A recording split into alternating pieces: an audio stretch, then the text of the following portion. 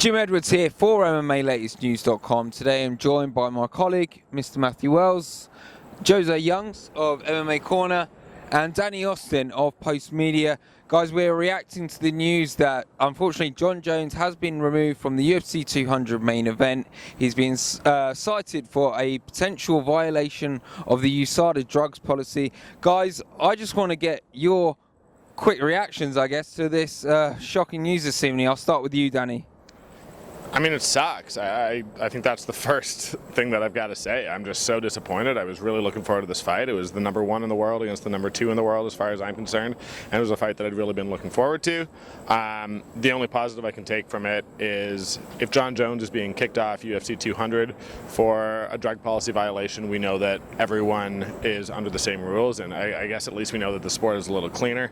I just wish we didn't have to find out that in this particular way, because it's a big fight to lose.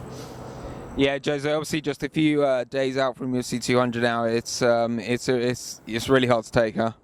Yeah, I mean, I think this is the biggest fight in UFC history in terms of just competition, and it is the number 1 versus the number 2 pound-for-pound fighters in the world.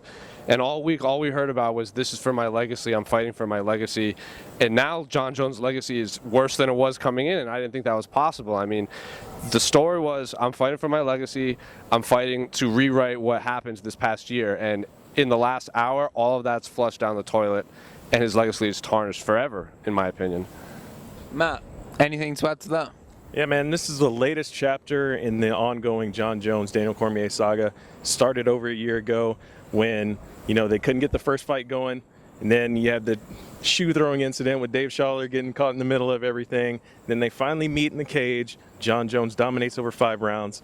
Here we go. Ever since then, it's all this talk about redemption from Jon Jones, Daniel Cormier overcoming the one fight that he couldn't win.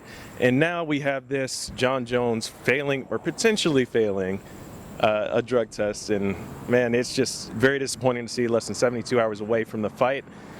It's really disheartening to hear this news tonight. Yeah, for sure. And I guess, guys, it has been an hour since we heard this news. I guess the show must go on, as they say. UFC 200 will go ahead on Saturday night.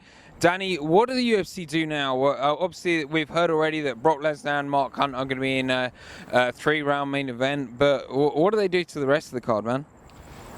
I mean, I think that the fortunate thing for the UFC is that despite this dark cloud that will be inevitably hanging out over the event, it is the deepest card in UFC history. I mean, the 8th fight on this card was TJ Dillashaw and Rafael Assunção, which is an incredible fight. I mean, it's still a fight night that I know I wouldn't miss if I was a fan.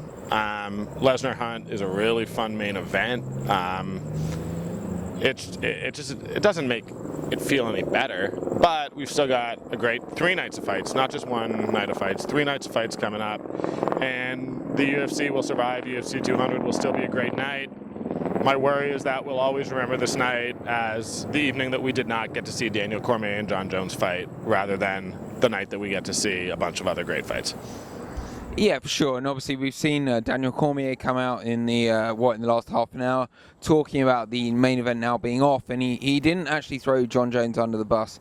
Jose, what do you do if you're Daniel Cormier right now? What do you think the UFC should kind of give him? I think it'd be unfair to give him any sort of fight now on 3 days' notice. I don't think anyone would even possibly put the name for. But what would you do if you were the UFC right now for Daniel Cormier? Well, I know the UFC said they were looking for opponents, and Dana White didn't straight up say he's off the card. His exact words, I believe, were crazier things have happened. And I know Gegard Mousasi threw his name in maybe a half hour after, and he's a middleweight. He was a former Strikeforce light heavyweight champion. I know Gustafsson has said in the past that he would fight Daniel Cormier or Jon Jones on short notice. But if I'm the UFC, I think I just pull Cormier. Cormier said he could fight someone at 225, 235. So maybe if he wants to fight Travis Brown, you could do that. But I don't think that'll happen. So I can't imagine Cormier's going to be on the card. And it is really hard not to feel heartbroken for him. I mean, not just losing out on that money, but all week, like I said, all he's been talking about is legacy, and he doesn't have a chance to avenge his one loss in his combat sports history. I mean, if he never fights Jon Jones again, that's not only a travesty for us fans, but for him in general, just because his legacy is so important to him. Yeah, for sure. And I guess, Matt, well, you know, what happens to Jon Jones now? Like that I guess is the ultimate question. After we've all got over the initial shock, that's what we're going to be asking ourselves in 24 hours. And what's kind of your hot take on that? Jon Jones' saving grace is that he's so amazing in the cage, right? So he will get over this some way or another, whether or not if it comes out that it was something that truly wasn't illegal, maybe it was a tainted substance or something like that that comes out. Hopefully that's the case. But his abilities inside the octagon will overcome all of the negative press and everything like that that's happened in the past. And once he gets in there with another opponent, whether it be Daniel Cormier or somebody else down the road, once that cage door is locked and Jon Jones goes to work, all the other stuff goes out of the window, and we get to see the best fighter in the UFC, the best fighter in the world, go to work, and all that other stuff goes out the window then, because we're truly captivated by what this man is able to do inside the ring to his opponents. Yeah, for sure, guys. I just want to kind of get your last closing thoughts tonight. I guess it's been a longer night than we thought it would be. I guess working this evening, but Danny, just what's in your head right now for UFC 200? I mean, I've got two. I'm going to close with what I opened with, which is that this sucks. I wanted to see this fight so bad. All of us did. But my closing remark would be that all of the fans who booed Daniel Cormier, all of the media who said that he was sanctimonious, all of that, he's one of the good guys, and he was sort of proven right here that we were a little too eager to forgive Jon.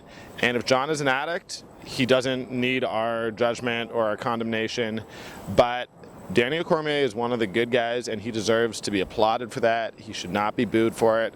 He got robbed of an opportunity to do something really special, and feel gutted for him, feel bad for him, support him. He's one of the best that we've ever seen in the octagon, and I really hope that fans now realize that a lot of what he was saying was maybe not coming from a bad place. Jose? Yeah, I mean, I guess one of the biggest things I have to say is thank God for Brock Lesnar, because it'd be really hard to envision UFC 200 being headlined by Amanda Nunes versus Miesha Tate, and that's a great fight, but it's just the three numbers 200 needs a big fight. If this was UFC 199 or UFC 201, I bet they would have bumped Frankie Edgar versus Jose Aldo to the main event. But because this is 200, because this is their first fight in the T-Mobile Arena, thank God for Brock Lesnar, because they needed someone. And there's a small handful: Ronda Rousey, Conor McGregor, Brock Lesnar, Jon Jones. Those are some of the few people that can headline an event this big. So thank God for Brock Lesnar, because him being on that card, this card still has that big fight feel. And Matt, you get the final say, my friend. Absolutely. To kind of piggyback on those points, Danny mentioned it earlier. We had 9 champions on this card. We still have 7. So you still have an incredible card. It's ridiculously stacked still, even without Jon Jones and Daniel Cormier. So hopefully, everything else goes smoothly over the next 72 hours. We get to go to fight night. Everything goes smooth. Everything goes to plan. We get to watch some great fights. And we can kind of forget a little bit, maybe. I don't want this to be a thing that kind of overshadows like Michael Bisping's accomplishment at UFC 199, but, this is the kind of thing that unfortunately will be in the forefront of the media. It'll be in the forefront of the minds of the fans watching, and the people that even traveled out here to Las Vegas. It's going to be, on their minds pretty heavy throughout the entire weekend. But hopefully the performances that we see in the cage from the remaining competitors will make up from that, and we can still see some epic moments inside the cage.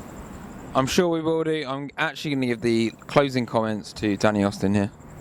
Dana White said that Daniel Cormier was going to take a financial hit. He shouldn't. Fighters should not be punished because their opponent fails a drug test. Pay Daniel Cormier. That's it. Hashtag pay Daniel Cormier. Hashtag free Ariel Helwani. Hashtag free Nate Diaz. Guys, it's been a crazy night here in Las Vegas. Well, the show must go on, as I said earlier. As I said, I've been Jim Edwards. There's Matthew Wells, Jose Youngs, and Danny Austin rounding up tonight here in Las Vegas, Nevada. If I could quote Steve Harvey real quick, it's still going to be a great night.